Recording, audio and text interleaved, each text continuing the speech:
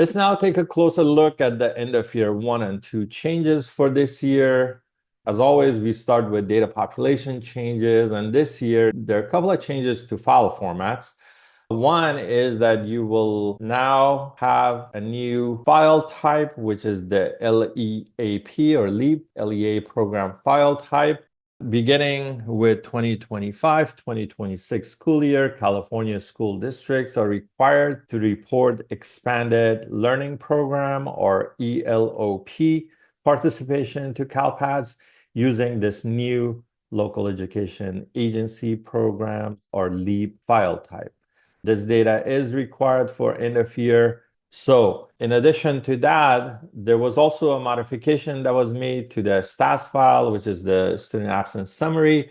It now collects the attendance recovery days. And that means that because we had this new file type and a modified file type, there are new data elements that were introduced. So for the LEAP file, the two important data elements for you to take note of is 26.08, which is LEA Education Program Code, as well as data element 2609, expanded learning program days, right? The duration in that program.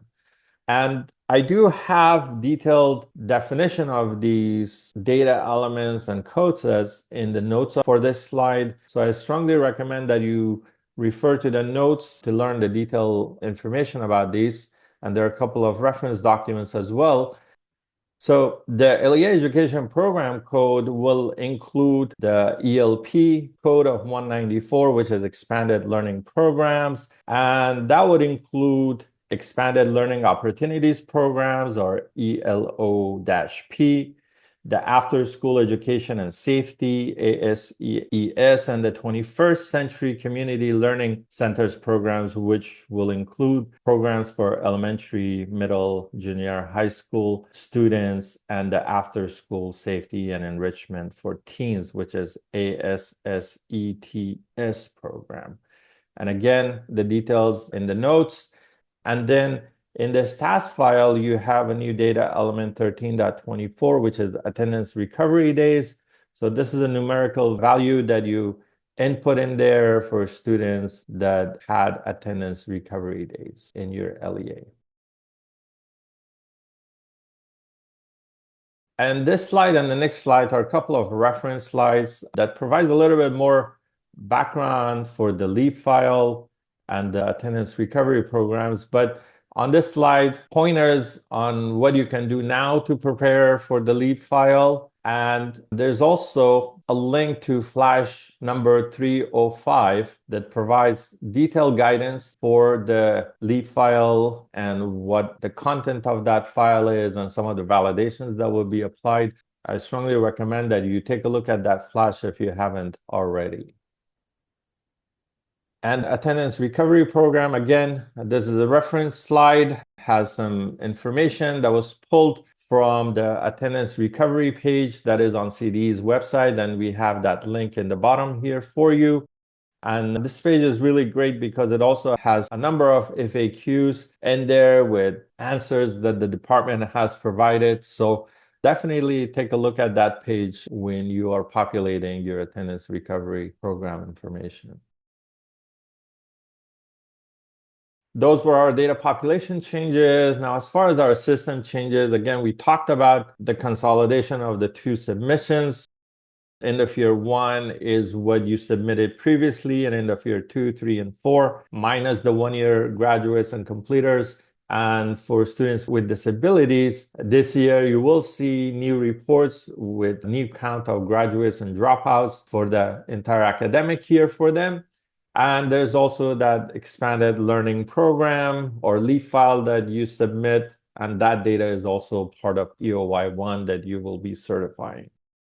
End of year 2 is the previous year, end of year 1, plus the 1-year graduates and completers for all of your students from August 16th of 2025 until August 15th of this year.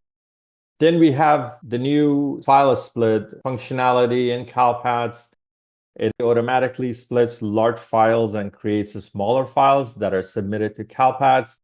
It is very useful for large districts who currently manually split those large files to submit to CALPADS via file upload due to performance issues that they had faced in the past. So for smaller LEAs and LEAs that never had any problems with their files when uploading in CALPADS, you can ignore this functionality. It probably won't help you much, but it is there if you want to look at it. And we do have a very short video that my colleague Nate has produced for that. Functionality is posted on the YouTube channel. As far as long-term English learners or LTEL, phase 2 of that project is implemented this end of year. If you recall, the 2024 California School Dashboard included long-term English learners as a new student group. And so LTLs are identified in CALPADS in 2 phases. The first phase was implemented last May in 2025, where students were identified as LTEL in CALPADS and included in the cohort report. Phase 2, which is happening this end of year, LTL student group will be included in the end of year 1 certification reports, and specifically report 1.21 and 8.1, which I will discuss in more detail in just a little bit. One thing to point out, a critical piece of data that is used for LTEL determination is data population in field 2.36, which is the student initial U.S. school enrollment date, K-12, on the student's information file. And there's really good detailed information about this topic in Flash 311, and a link for that flash is in the notes of this slide. The other new functionality in CALPADS that's related to security is the user authentication. CALPADS has officially transitioned to a new user authentication system, which will require all users to acquire a new username and password. All users must complete this task during the transition window, which started on March 10th and will continue until May 1st of 2026.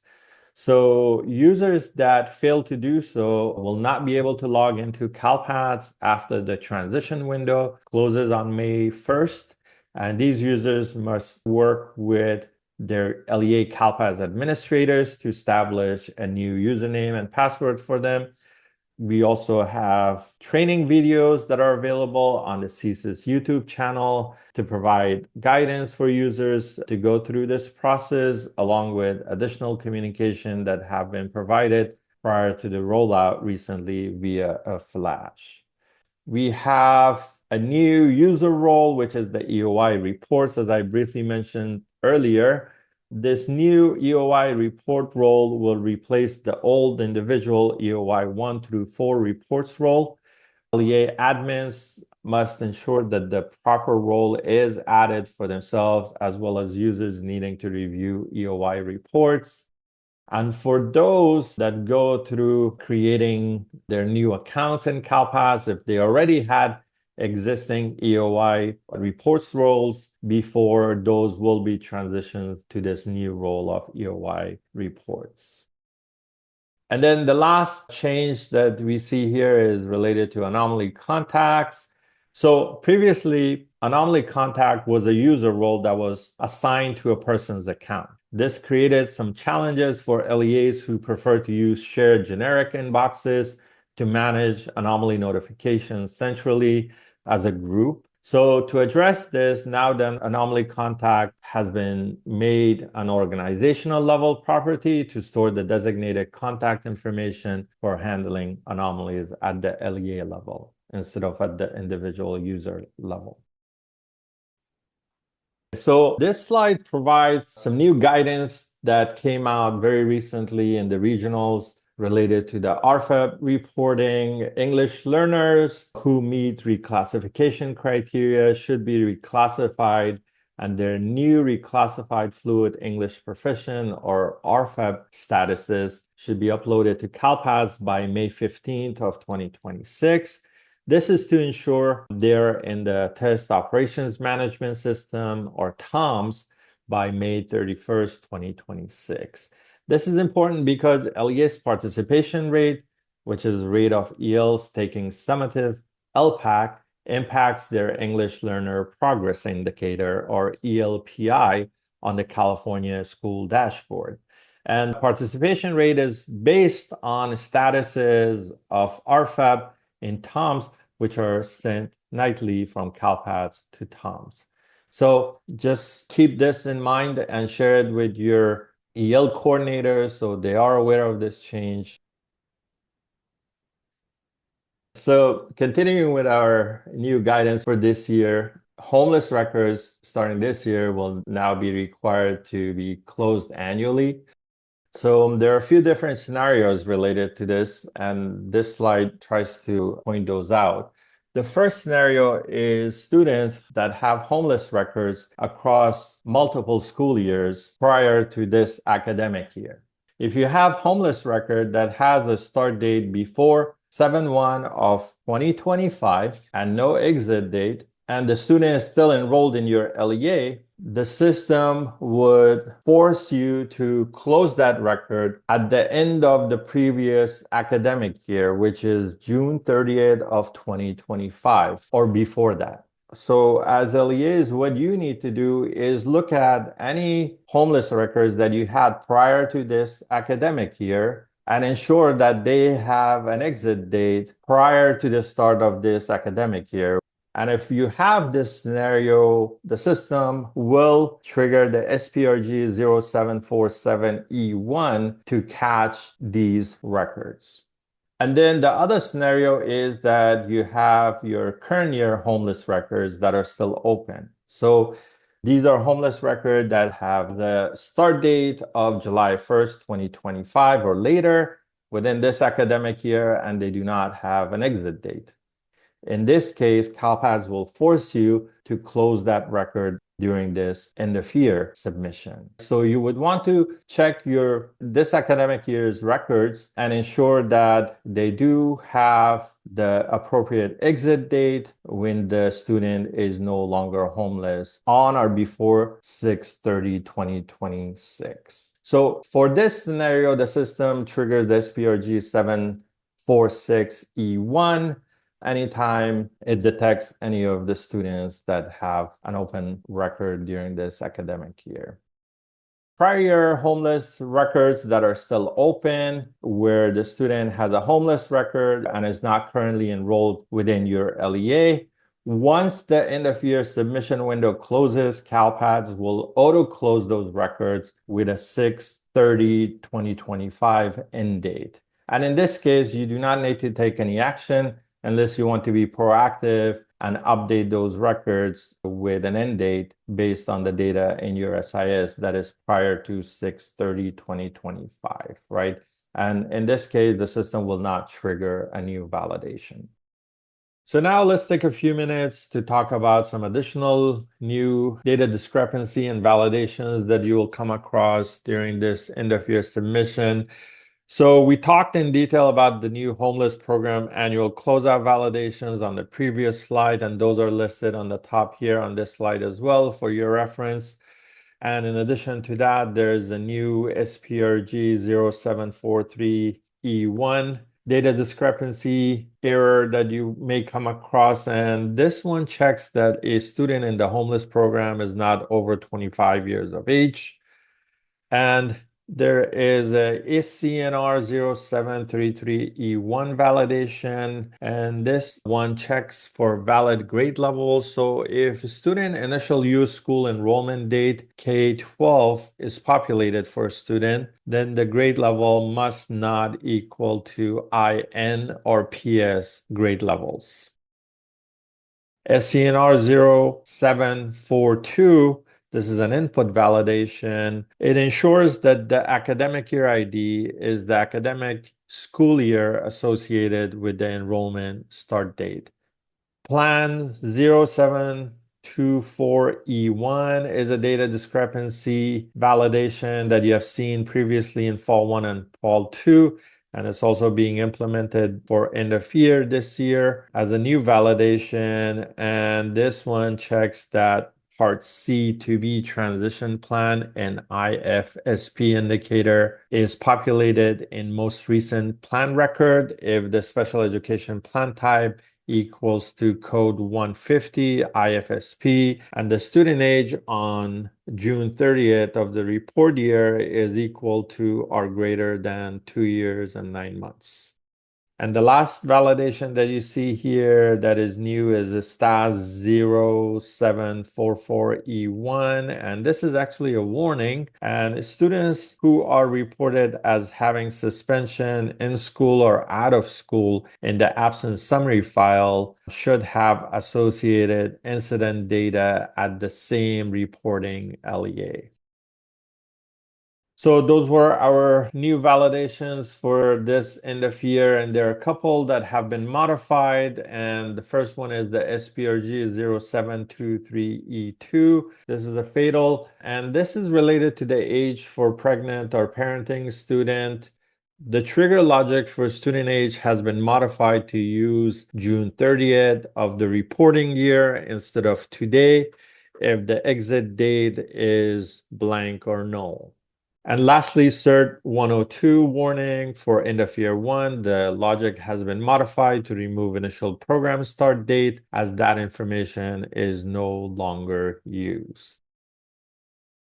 So I also wanted to point out some important changes that you will notice in the error list document this year. As a result of the consolidation of the EOY submissions, just as we discussed the consolidation of the reports for the 2 new submissions, you will also notice the certification tabs have been consolidated as well. So in the bottom, if you look, we now have only end of year 1 certification and end of year 2 certification tabs, which will list all of your CVRs, which are your certification validation rules or errors, as well as your data discrepancy errors on these 2 tabs. So that's just something to keep in mind, in addition to some of the changes that we talked to other validations that you will see on the other tabs in this document. All right, so those were all of our new validations. Now, with the consolidation of the EOI submissions this year, obviously the reports would be affected by those greatly.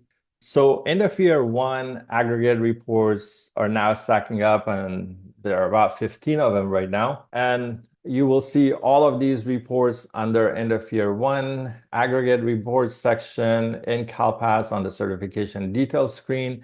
And then obviously most of those will have their respective supporting reports, which are listed here. And you would see these typically on the right side of the certification details screen under the supporting reports. And then similar to that, for end of year 2, we have these aggregate reports here. And notice that report 1.22, which are related to graduates and completer counts, has been added to EOI 2 reports group. And you also have the supporting report 1.23, which is the graduates and completed student list in here, because that information is now certified through end of year 2 submission. Those were the reorganization of reports for these 2 submissions, but we also have some additional reports that have been modified, starting with SELPA report 7.18. The name of this report has been changed to SELPA Incident Removals and Results for Students with Disabilities student list to reflect what is included in the report. So that's just a minor cosmetic change that you will see for SELPA report 7.18. As I mentioned earlier, phase 2 of the LTEL will focus on certification data, right? So the following 2 report modifications have been implemented for end of year 2 certification report, as well as CA reports 1.21, which is your cumulative enrollment counts, will now have a LTEL indicator, yes or no filter, right, on that report. And this report will also exclude the summer grads beginning this academic year. So those counts will not be reflected on this report. Report 8.1, which is the end of year student profile, will again have this LTEL indicator, yes, no filter on the top. and it will exclude the summer grads also beginning this year. In addition to that, it will have additional columns that are listed in here. These are all related to LTEL. So if you recall, last year, the Report 8.1 extract included these various data groups. This year, that's also being reflected on the report itself through these various new columns that were added on that report. Certification report 14.1, which is the student absenteeism count, has been updated to include a new column displaying the attendance recovery days, which is the new data set that is being collected this year. Now, in addition to that, there was a change to the expected attendance days indicator filter. It now defaults to select all. And the absenteeism category filter was also added to this report, so it is better aligned with the supporting report 14.2 filters.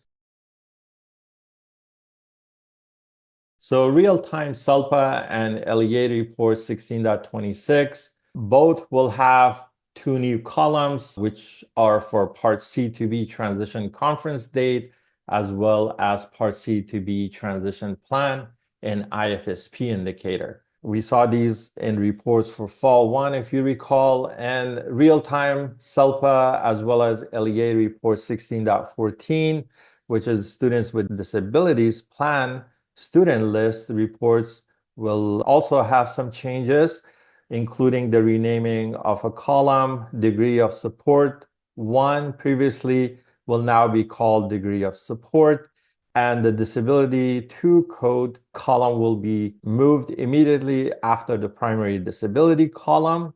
So these are just some cosmetic changes you will see, and you will see those two new columns that have also been added to 16.26, right? So you will see that in 16.14 as well. Lastly, real-time and CA reports 5.4. The socioeconomically disadvantaged and direct certification status filters have been modified to look at Title I, Part C migrant eligible glossary term with updated business rules, and the data source for those columns have been modified, obviously. So in addition to the changes that we discussed for some of the reports, you will also notice two new reports this year for end of year 1. These reports will be available both for SELPA and LEAs to review and certify, and their report 16.27, which is the students with disabilities, completer and dropout counts, as well as report 16.28, students with disabilities, completers and dropouts student list, which is the supporting report, right? And they will include students with disabilities who exited between July 1st and June 30th of the selected academic year. Now, these reports will show students with disabilities, graduates and completers, including regular high school diploma, proficient completers, adult education high school diploma, special education certificate of completion, and equivalency completers. Also, students with disabilities dropout counts, those that did not graduate or complete and did not re-enroll in another California public school. And obviously, we will have new mapping guides for these reports that you can access from the user manual, and it will have detailed information about the aggregation logics mapped on these reports. So those were all of our changes for the reports for end of year 1 and 2. Now let's quickly look at the certification process. So some important reminders here. End of year 1 has 2 levels of approval, both LEA approval and SELPA approval, and we will give you the timelines as to when those should happen a little bit later on. End of year 2 has 1 level of approval, which is the LEA approvals. So those were all of our changes and reminders for the certification process.